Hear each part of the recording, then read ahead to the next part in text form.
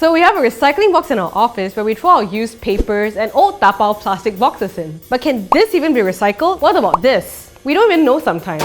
So we decided to seek out answers, and what did we learn? Malaysians suck at dealing with trash. This mountain of trash was captured earlier this year at Jenjaram, a town in Kuala Langat, Selangor. This landfill was dubbed the world's dumping ground, and a lot of its scraps were being burned by illegal factories in the area, harming the health of its residents. So Malaysia shipped more than 3,000 tons of non-recyclable plastic waste back to developed countries, because no one wants to be the trash dump for rich nations. Not even China. We shouldn't be adding to that mountain either, but not producing trash at all just isn't doable for some. The least we can do? Recycle. Your bubble tea cup? That's made out of plastic, and you can recycle that.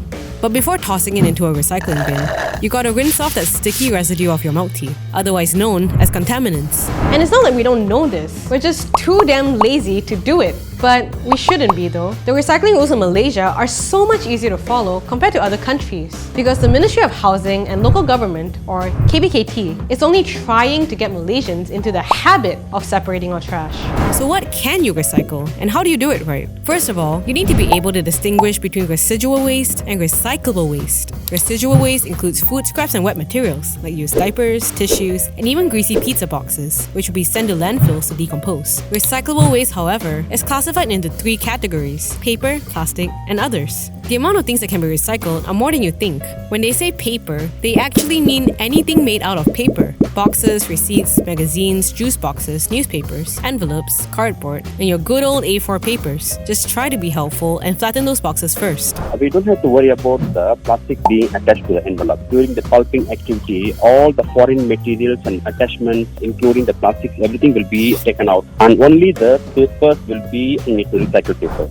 Plastics can be a little more confusing. We often ask ourselves, is this recyclable? The KPKT simply states that anything made out of plastics can be recycled. Everything has been customized and systemized, and customers don't have to worry about whether this plastic is recyclable or not recyclable. So they can just look at any side of the bottle. As long as they see the recycle logo, it is clearly noted that it can be recycled. That includes plastic toys, food containers, plastic bottles, and even cling wraps, as long as it's rinsed and dried first. However, some countries like the UK encourage locals to squash plastic bottles to get rid of air and prevent contamination, saving space in bins too. Of course, you could do the same here to help the workers at factories easily pick out clean recyclables by hand. Then, the plastic will be shredded, washed, melted, and reformed into pellets to make bags, pipes, toys, and more bottles. Then there's others, which can range from batteries to old ceramic teapots. Yes, they can be recycled too. Just bundle them separately according to these groups: glass or ceramics, aluminium or metal, electronics and small electrical items,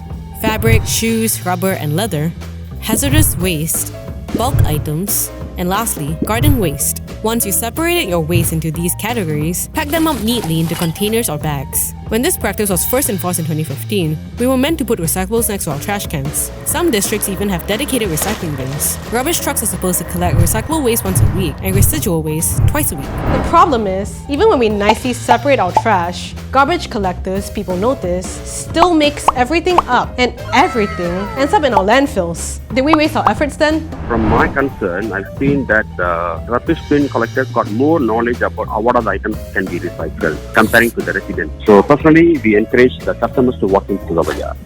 Until we're absolutely sure that the authorities are doing their part, for a better peace of mind, we can bring them to recycling centers ourselves. We've linked the list in the description. You can even drop them off at IKEA. They have designated bins for everything recyclable. That's where I bring all my old batteries. So can we put a little more effort with our trash?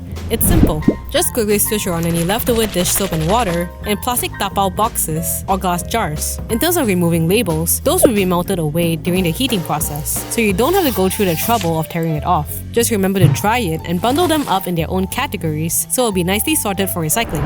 Right now, recycling still isn't very normal to us, but it could be if we all practice separating our trash. Or, we could bring our own reusable bags next time and say no to plastic bags.